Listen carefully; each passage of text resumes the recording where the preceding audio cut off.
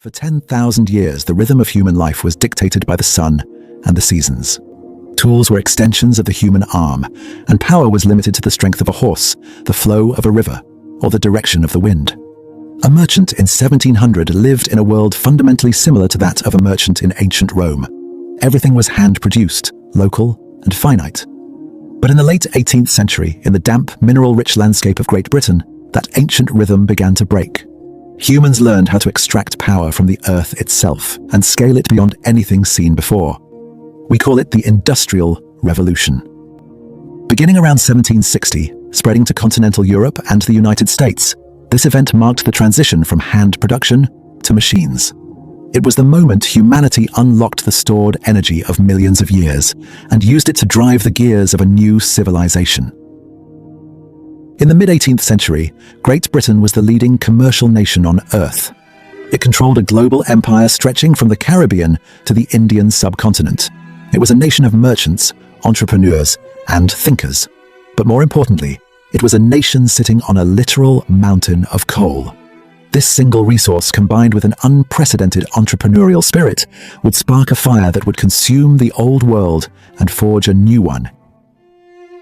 To understand how this revolution began, we must look at the 5 pillars of industrial supremacy that allowed Britain to outpace the rest of the world. First was high agricultural productivity. The British agricultural revolution had already begun, using mechanical seed drills and iron ploughs to produce more food with fewer workers. This freed up a massive labor force that was now looking for work. Second was political stability and the rule of law. Unlike many of its neighbors, Britain had a legal system that protected property rights and encouraged the formation of joint stock companies. The third pillar was a geographic windfall. Britain was an island with extensive coastlines and navigable rivers, making transport easy. Fourth was the scientific revolution of the 17th century, which had created a culture of experimentation and discovery. And finally, there was the unique combination of high wages and cheap energy. In Britain, it was expensive to hire a man, but incredibly cheap to buy coal. This created a massive incentive to build machines that could do the work of humans. Before the factories, there was the putting out system. In small villages across Lancashire, families worked in their own homes. Women would spin raw wool or cotton into yarn, and men would weave that yarn into cloth on hand looms. It was a slow, domestic life. But the demand for textiles was exploding. Britain had developed a taste for white gold, the cotton. Initially, Britain could not compete with the delicate, hand-woven fabrics coming from India. Indian labor was 5 times cheaper, and their quality was unmatched. The British government even passed the Calico Act to protect domestic wool and linen from Indian imports. But instead of stopping the trade, these laws forced British entrepreneurs to innovate. They needed a way to make cotton cloth faster and cheaper than anyone else. The first domino fell in 1733 when John Kay invented the flying shuttle. This simple device doubled the output of a weaver, but it created an immediate crisis. There wasn't enough yarn to keep up with the looms. It took nearly 8 spinners to supply a single weaver. The imbalance remained a bottleneck for decades until James Hargreaves stepped forward with the spinning jenny. This wooden-framed machine allowed a single worker to spin multiple threads at once. It was small enough for a cottage, but it was the first step towards the factory. Then came Richard Arkwright, a man who nurtured inventors and protected his patents with a legal iron fist. He developed the water frame, a machine that was too large for a home and required the power of a rushing river. Arkwright built the world's first true cotton mill, proving that production was no longer a family affair. It was now an industrial process. Within a few years, Samuel Crompton combined the best of both machines into the spinning mule, which could produce thread finer and stronger than anything made by hand. The result was staggering. In 1750, Britain imported 2.5 million pounds of raw cotton. By 1850, that number had skyrocketed to 588 million pounds. Manchester, once a modest town, earned the nickname Cottonopolis. It was a city of 900 factories, a place where the sky was permanently bruised by coal smoke and the air hummed with the sound of thousands of spindles. But as the cost of cloth fell, the human cost began to rise. The quality of hand-woven Indian cloth remained superior for decades, but British machines were so productive, they eventually undersold Indian artisans, destroying an entire industry and leaving millions without work. While the textile mills were spinning the world's clothing, another revolution was happening underground. As coal mines grew deeper to meet the demand for fuel, they faced an enemy: the water. Mines were constantly flooding, and traditional pumps were too weak to clear them. This necessity led to the birth of the steam engine. At the turn of the 18th century, Thomas Newcomen introduced the first successful piston steam engine. These were massive, hulking machines that sat at the mouth of mine shafts. They were incredibly inefficient by modern standards, wasting massive amounts of energy, but because coal was cheap at the mine, it didn't matter. They opened up a great expansion in mining, allowing workers to go deeper into the earth than ever before. The true turning point came when a Scotsman named James Watt realized that the Newcomen engine was cooling its cylinder during every stroke, which was a massive waste of steam. Supported by his business partner Matthew Boulton, Watt perfected an engine that used a separate condenser. This single innovation increased efficiency so much that his engines used only a fraction of the coal required by older models. By the time the Watt engine had been fully developed into a rotative type, it could be used to directly drive the machinery of a factory. For the first time in history, mankind was no longer dependent on the wind, the tide, or the muscle of an animal. A factory could be built anywhere, not just next to a river. Steam was applied to everything. It blew the bellows of blast furnaces, it hammered iron, and it drove the looms. The invisible army of mechanical workers was growing by the thousands of horsepower every year. Steam also transformed the iron industry. For centuries, iron had been smelted using charcoal, which meant the industry was limited by the available wood. But earlier breakthroughs by the Derby family had shown that coke, a purified form of coal, could fuel blast furnaces. This allowed for much larger furnaces and an explosion in production. As cast iron became cheaper and more available, it became a primary structural material. A famous early example is the Iron Bridge, a structure that signaled to the planet that a new material had arrived. New manufacturing processes such as puddling and rolling allowed for the production of structural grade iron at a fraction of the previous cost. Puddling was backbreaking, dangerous work. Few lived to see their 40th year. But their labor built the bridges, the factories, and eventually the railways that would knit the world together. As the factories grew, the landscape of Britain changed forever. This was the era of massive urbanization. In 1800, only 3% of the human population lived in cities. By the end of the century, that number was approaching 50%. People flooded in from the countryside, pushed by the enclosure of common lands and pulled by the promise of steady wages in the mills. Manchester was the template for this new world. Its population exploded from 10,000 in 1717 to over 2.3 million by the early 20th century. But this growth was chaotic and unplanned. Because people moved in so rapidly, there was not enough capital to build adequate housing. Families were squeezed into overcrowded slums, living in shanties with dirt floors and no sanitary facilities. Friedrich Engels, in his observations of the English working class, described the back streets of Manchester as a stony desert. He saw rivers turned green by chemical waste and raw sewage. The stench of progress was a reality of daily life. Clean water was a luxury, and diseases like cholera and typhoid were endemic. In the mid-19th century, life expectancy in these industrial centers plummeted. In some districts, more than half of all children died before the age of 5. Inside the factories, a new kind of discipline was enforced. In the rural world, work followed the sun and the seasons. In the factory, work followed the clock. The factory system demanded that humans adapt to the pace of the machines. Shifts lasted 12 to 14 hours, 6 days a week. Most of the workers in the early textile mills were unmarried women and children. Child labor was not new, but the industrial system made it more visible and more grueling. Children as young as 8 were employed as scavengers, crawling under moving machinery to pick up loose cotton, or piecers, who stepped into the frames to repair broken threads. They were paid a fraction of an adult's wage, sometimes only 10%, and were often preferred because they were small and easier to manage. This created a profound social crisis, leading to the first general laws against child labor, the Factory Acts, which eventually limited the working day and began the slow process of moving children from the factory floor to the schoolroom. Yet, despite the hardship, the Industrial Revolution also created a massive new middle class. For the first time, there was a growing population of businessmen, clerks, foremen, and engineers. These people lived in comfortable homes with carpets, mirrors, and the latest consumer goods. They were the drivers of a consumer revolution, where luxury items like sugar, tea, coffee, and fine Wedgwood china became affordable for the new urban elite. As production increased, the old system of muddy roads and slow river barges could no longer cope. The Industrial Revolution needed a way to move bulk materials, coal, iron, and cotton, quickly and cheaply.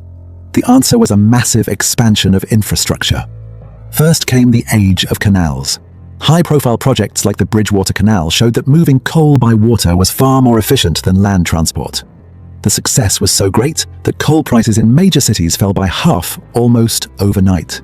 This success inspired Canal Mania, a building spree that linked major manufacturing centers and allowed a single horse to pull a barge carrying tens of times more weight than a cart. But the canals were soon eclipsed by the most iconic invention of the era, the railway.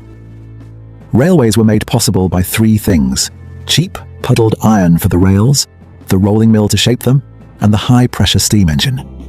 Innovators like Richard Trevithick and George Stephenson realized that if you put a steam engine on wheels and ran it on iron rails, you could move weight at speeds the world had never seen.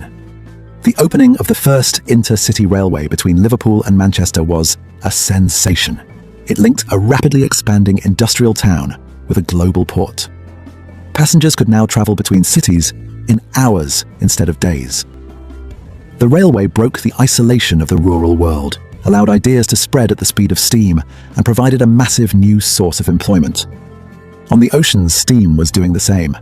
While improved sailing technologies had already boosted speeds, the arrival of the steamship meant that global trade was no longer entirely dependent on the wind.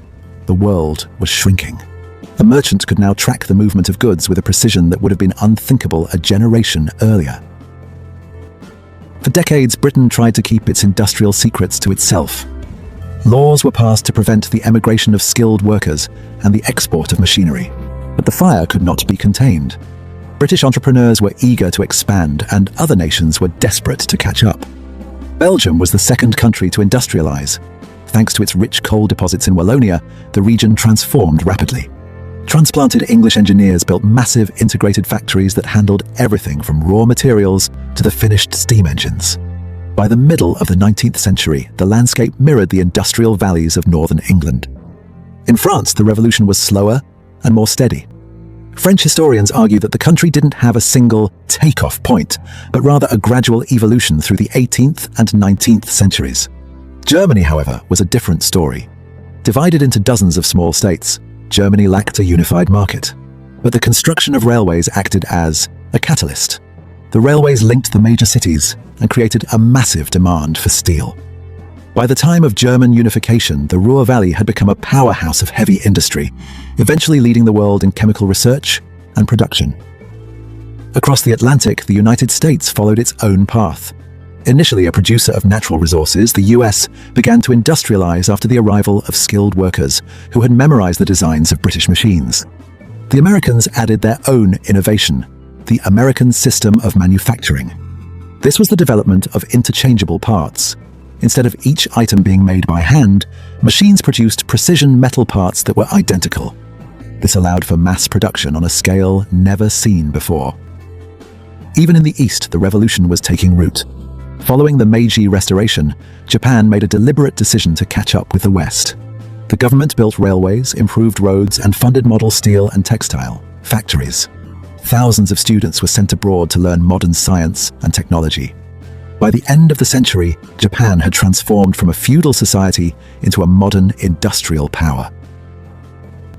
Not everyone welcomed the new age. For many craft workers, the Industrial Revolution was a disaster. Skilled weavers who had spent years mastering their trade suddenly found themselves unable to compete with machines. This despair led to the Luddite movement, where workers began breaking into factories and smashing the machines that had stolen their livelihoods. The government responded with force, protecting the new industry at all costs. In the countryside, laborers destroyed the threshing machines that had made their labor redundant. These were the screams of an old world dying. But from this unrest, a new kind of organization was born, the trade union. Workers realized that while one man was powerless, 1,000 men could halt production. Despite early laws forbidding them, unions slowly gained the right to strike, forcing improvements in wages and working conditions. In the world of ideas, the revolution sparked a massive philosophical debate. Thinkers like Karl Marx witnessed the factories of Manchester and saw a system of exploitation that he believed would lead to a total social transformation. On the other hand, the Romantics, poets, and artists recoiled at the dark satanic mills. They mourned the loss of nature and the traditional rural life, stressing the importance of the human spirit over the monstrous machine. Even the environment was beginning to push back. The origins of the modern environmental movement lay in the response to the smoke pollution of the 19th century. Laws were eventually passed to regulate the toxic gases given off by chemical plants. Scientists began to trace the link between polluted water and disease, leading to the construction of massive new sewage systems that diverted waste away from the rivers that had become open sewers. By the middle of the 19th century, the first industrial revolution had matured, but a second wave was coming, one that would be defined not by iron and steam, but by steel, chemicals, and electricity. The invention of the Bessemer process allowed for the mass manufacture of steel, which was stronger and more flexible than iron. It allowed for the construction of skyscrapers and giant industrial corporations.